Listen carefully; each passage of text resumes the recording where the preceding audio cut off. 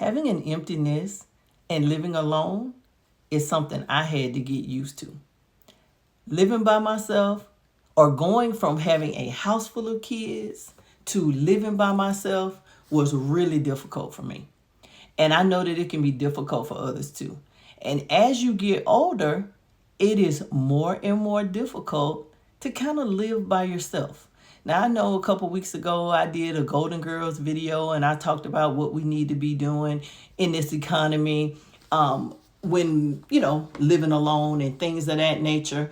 But my house, I purchased my house 15 years ago at a price that I wouldn't even be to get something like this today. So I live here and I live here by myself. Do I love it? Absolutely not.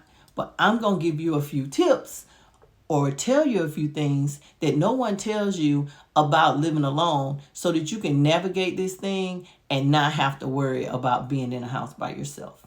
And things you can do that if things come up, you know what to do about it. So, things that no one tells you about living alone. Number one, when something breaks, it is your responsibility to figure out how it gets fixed.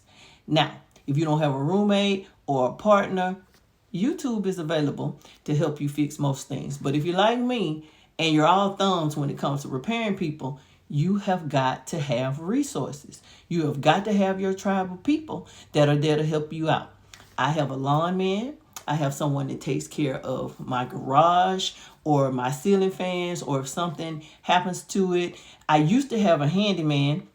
He got older and retired, but he gave me some other resources. So if you own a home, if you don't have the luxury of having a maintenance man in an apartment or something like that, you got to have some people to help you out. Because when you live alone and you own your home, if something breaks, you got to fix it or find somebody that can.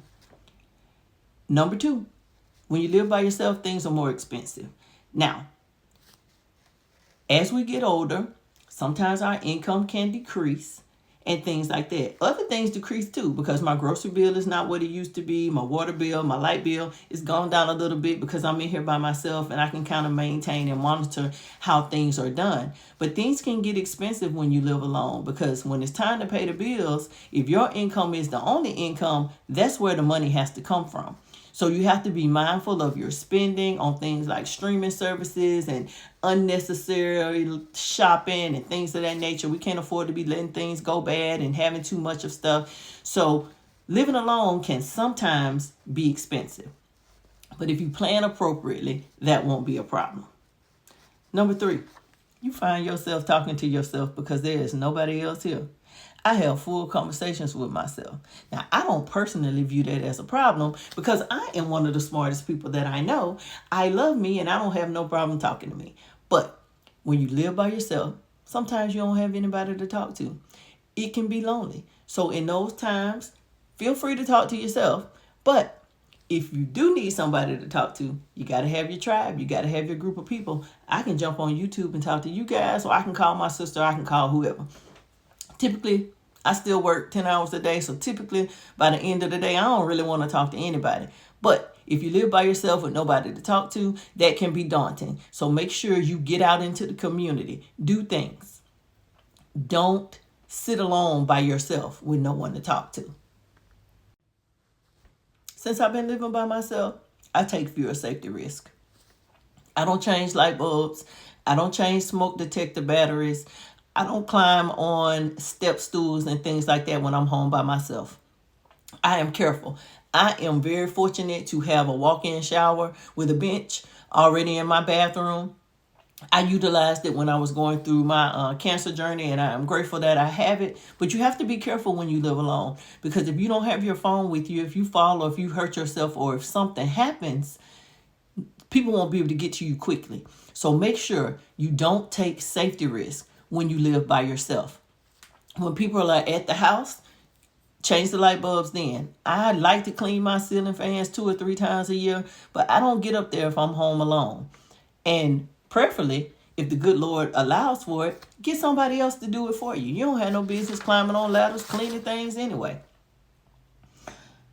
Number 5. Now this might sound crazy, but my hearing improved.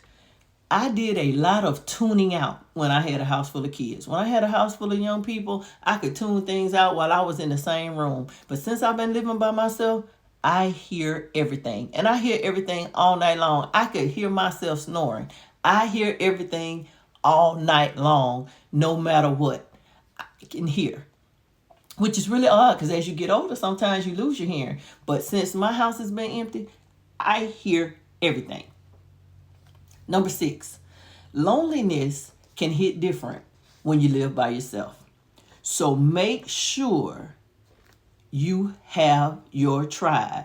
Even if you're strong, independent, and busy, if it gets too quiet, it could be kind of lonely. I have a friend that absolutely hates being home by himself. He hates living by himself. He hates not having someone to talk to. He hates not having someone sleeping in the bed with him at night. But, sometimes that's just a consequence of what happens, if your spouse passes away or, once the kids leave, things get, a little bit quieter than you would like them to. It's a part of life.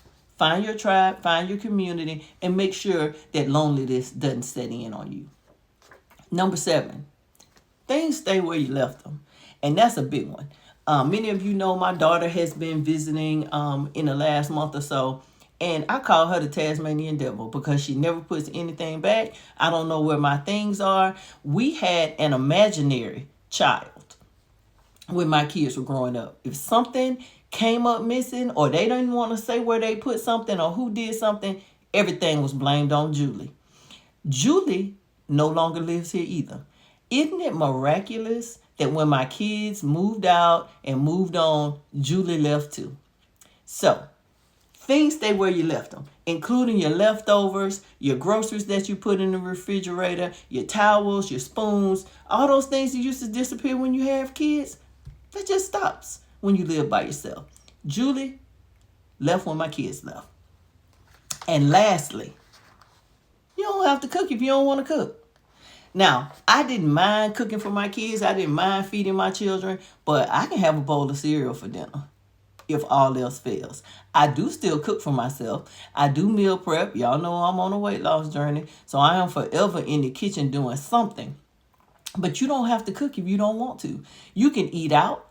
You can cook something small, cook something light, or not cook at all. Eat before you get home. Do whatever you want to do. There are certain things that you no longer have to do when you live alone. If you have a mess and you don't feel like cleaning it up at the moment, nobody's going to be impacted by that mess but you. You can clean it up at your leisure. Now, I'm not saying being nasty, but if you got some laundry that needs to be folded up, or if you got some things that are piling up somewhere, that pile will be right there whenever you get to it. You don't have to be in a hurry to do anything.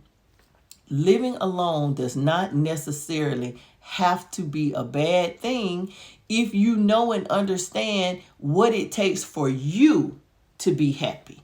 I don't have a problem being with me. I love me. I don't have a problem being alone. I do miss, the laughter and all of the things that came along with having kids in the house.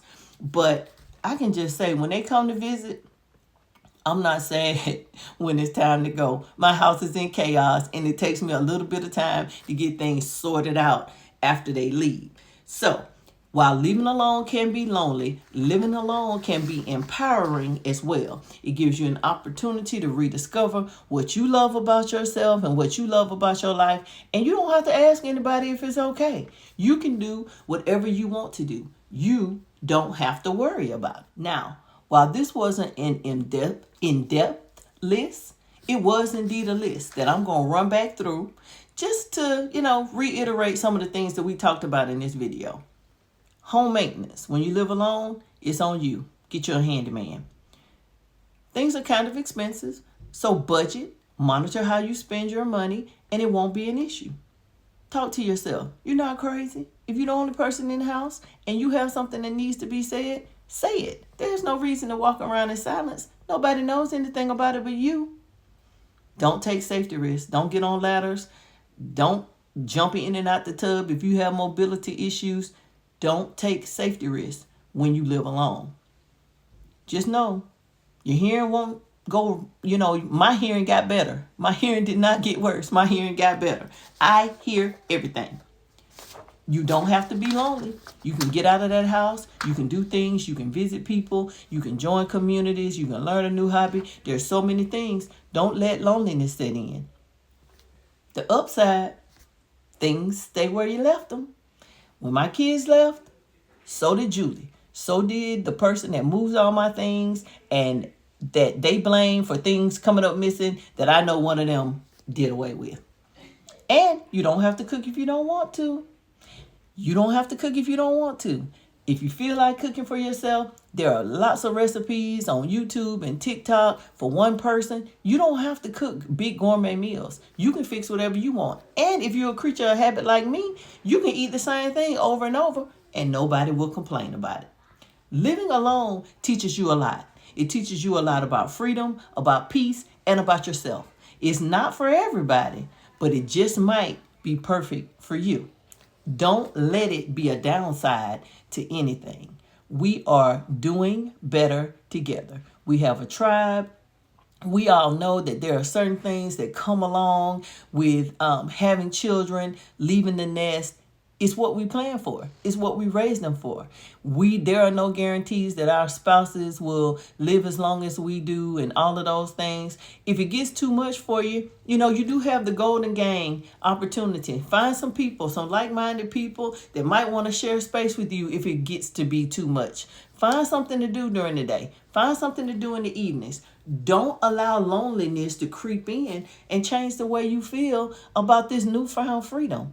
Living alone can be freeing. Don't let it scare you. Now, like the video, subscribe to the channel, leave me a comment. For all my folks that live by themselves, how do you cope with the silence? You guys can hear how quiet it is in here right now. It's really quiet, but I've already worked 10 hours today. So a little bit of solitude is just what I need. So in the meantime and in between time, the seasoned lady is signing off. Like the video, subscribe to the channel, and until the next one, toodles.